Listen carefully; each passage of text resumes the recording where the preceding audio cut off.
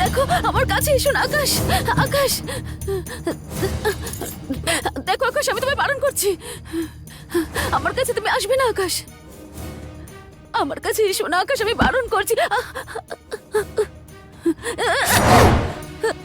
Sorry আকাশ, আমার কাছে please এসো না, আমার কাছে এসো না তোমার আকাশ। বাসর রাত আমার সঙ্গেই হবে জানো।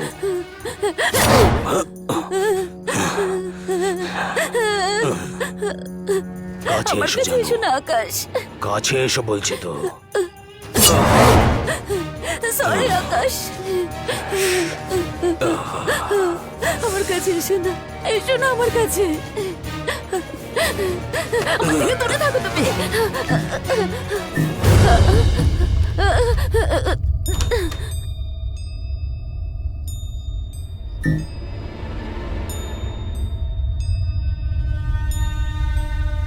জানু,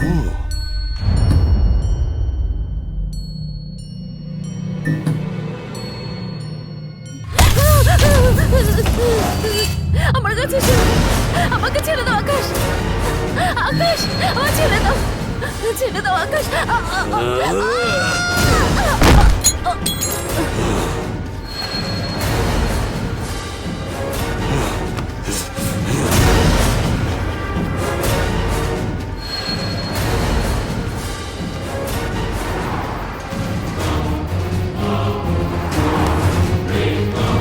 স্যার, স্যার, আরে স্যার, স্যার দাঁড়ান স্যার, স্যার কোথায় যাচ্ছেন স্যার? আরে স্যার, জানু, জানু, তুমি আমার সঙ্গে অনেক খেলা করেছো। আমি তোমাকে আগেই বলেছিলাম আজ তোমার বাসর রাত আমার সঙ্গেই হবে, আর তারপরে আমি মুক্তি পাবো। আকাশ, আকাশ,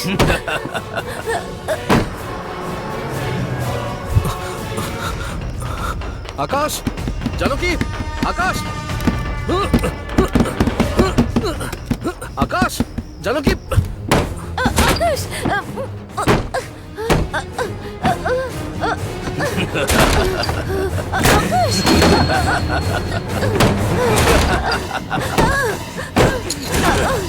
জানো কি? কি হয়েছে স্যার? তাড়াতাড়ি খোলো দরজাটা। স্যার আমি খুলছি এটা কি? স্যার এটা ভেতর থেকে লক। তবে ধাক্কা মারো।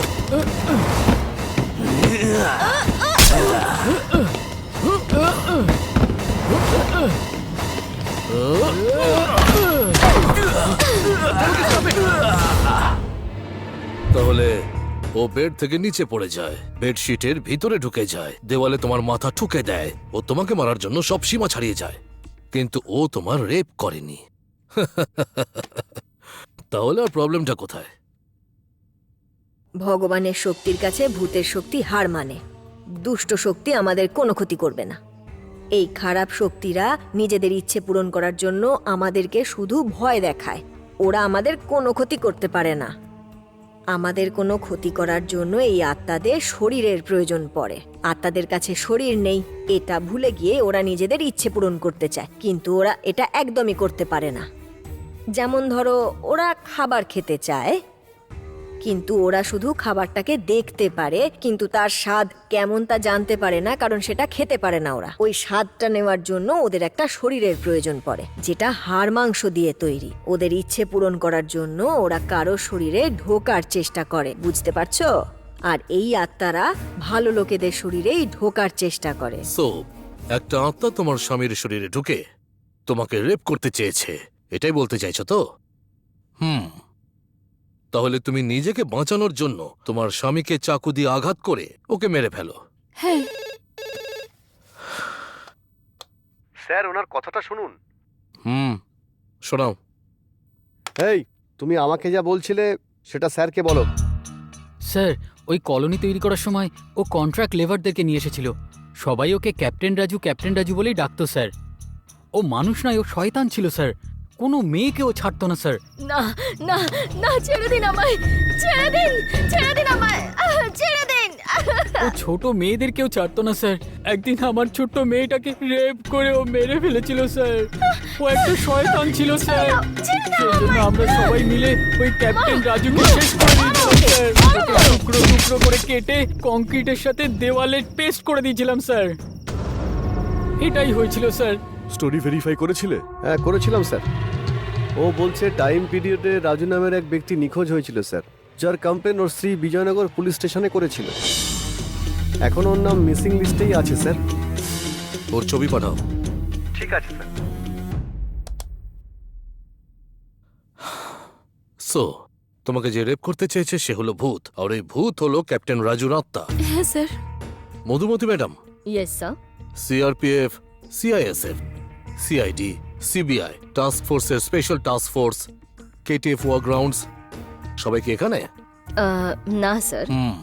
সবাইকে ফোন করে ডেকে পাঠান। Yes sir. সব অফিসারদের ডাকার পর অ্যারেস্ট করতে বলে দিন। Yes sir. আমরা কনেকপুরা রোডে গিয়ে একজন তান্ত্রিকের সঙ্গে কথা বলে দেখছি। Yes sir. ভূতটা তাহলে ওখানেই। হ্যালো, ওই ভূতটা ওখানেই তো? না, না, তাহলে কোথায়? এখানে আছে। এখানে? এখানে কোথায়?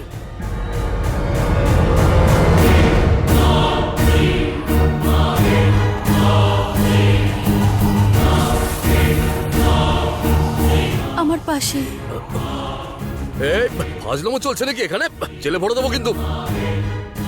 স্যার, রাত হয়ে গেছে আর মেয়েদেরকে রাত্রিবেলা পুলিশ স্টেশনে রাখা যায় না স্যার।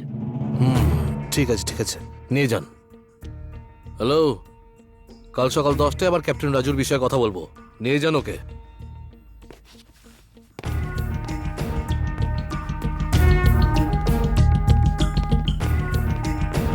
স্যার, ক্যাপ্টেন রাজুর ছবি স্যার।